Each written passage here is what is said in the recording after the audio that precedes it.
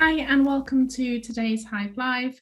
I'm Ericka Hammond. I'm a lead people scientist at Hive HR, and today I'll be taking you through the Health and Wellbeing Balance and Act. So what we'll actually be covering today is what is health and wellbeing at work, the effects of remote working, the job demands resource model, and also how to make positive changes for your employees.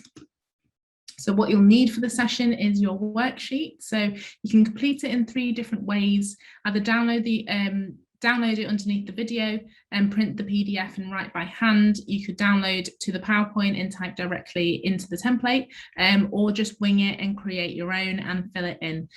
You'll also need space free from distractions and any interruptions if you can, but I'll just dive right into it.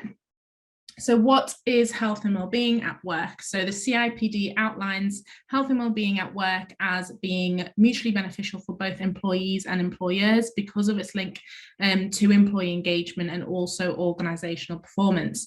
So for me, it is much more than that because employees are making much greater judgments about the integrity and also the authenticity of employers than ever before. And they want to be a part of something that aligns with their values as well. So health and wellbeing is such a big part of that, and it spans more than purely just physical and mental health as well. And that's one key takeaway that I want to put in place. It's not just about physical and mental health.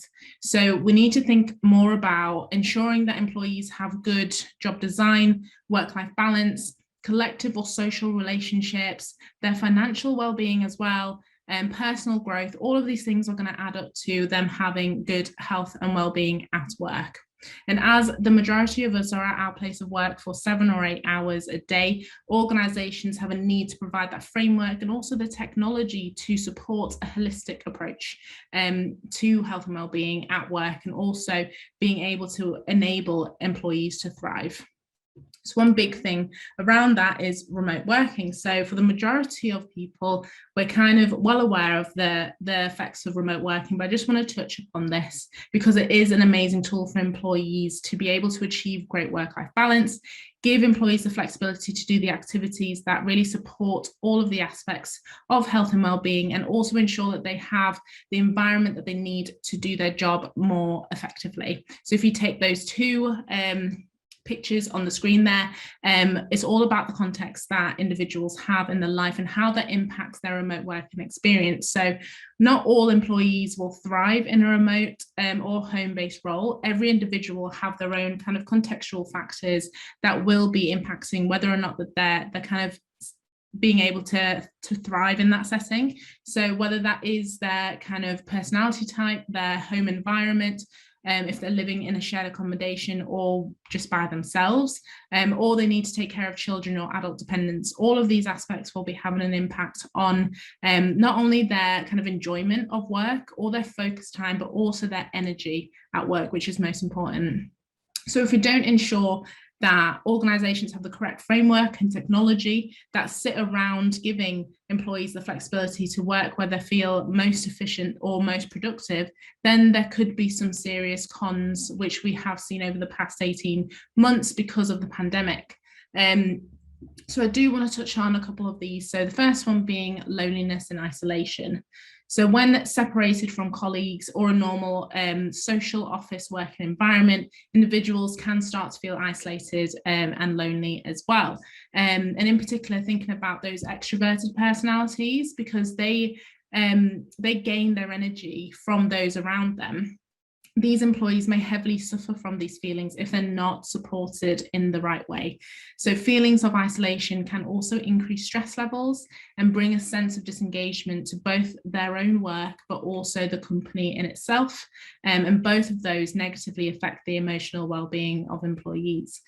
The second one, and the one that I want to focus on for the rest of the session, is burnout. So when working remotely, it can be easy for work to seep into employees' personal time.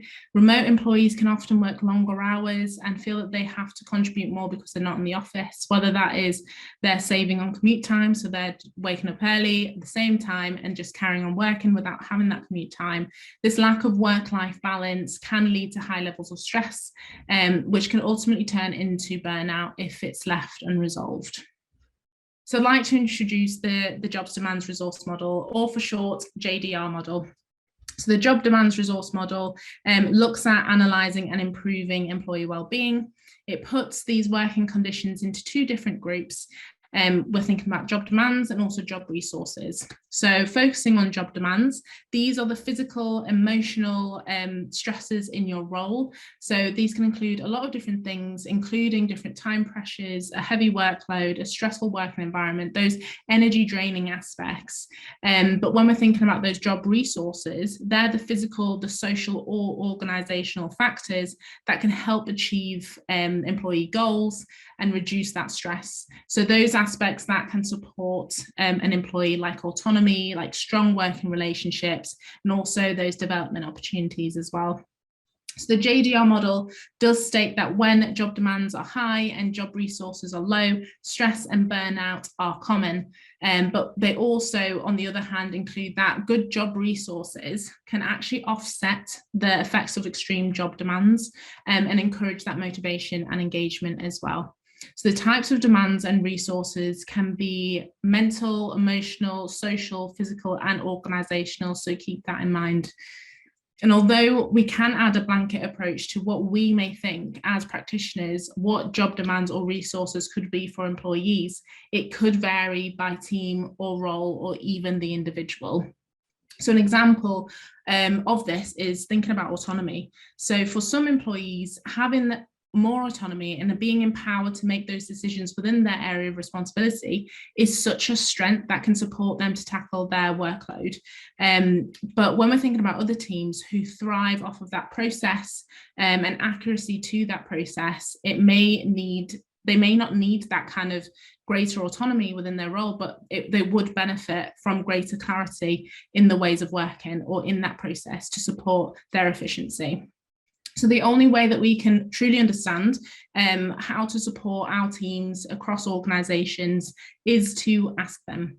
So how we do that at Hive is utilise our question bank. We craft that holistic survey that is looking at the different categories such as autonomy or teamwork or relationships, all that transparency within the different processes. So we can start to understand what is an actual resource and what is a demand in certain areas through looking at different question types, including that free text commentary to provide us with that rich data.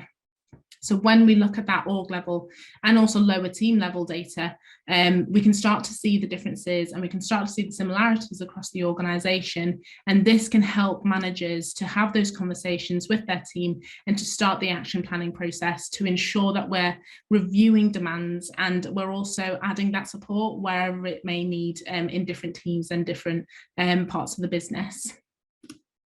So a way that we do like to look at how to address the demands and increase resources is thinking about the three different levels. So we've got organizational level, team level, and also individual level. So focusing on that org level, these are activities focused on the collective or the whole. So these initiatives could involve creating a wellbeing strategy or thinking about the different areas that are impacting their wellbeing as colleagues. And this could be simply thinking about reshaping your flexible working arrangements to support the whole or the collective.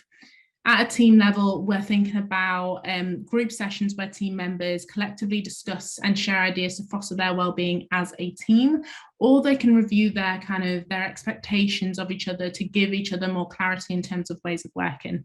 So thinking about that team level action planning. And then also finally the individual level, that is activities focused on an individual, such as wellbeing training course to boost their individual wellbeing, or ensure that they have resilience to bounce back off of stressful situations. So all of these three levels will impact your holistic wellbeing strategy and should be thought about when you're thinking about the job demands and also the job resources.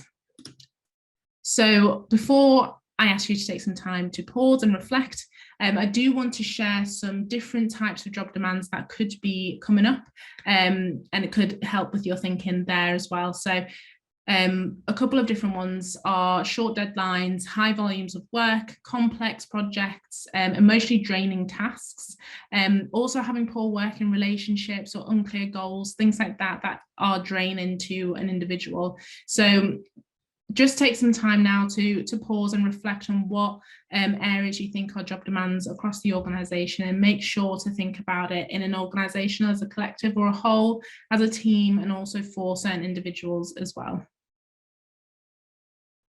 So before we take some time to pause, I just want to talk about what can fall into the different categories of resources.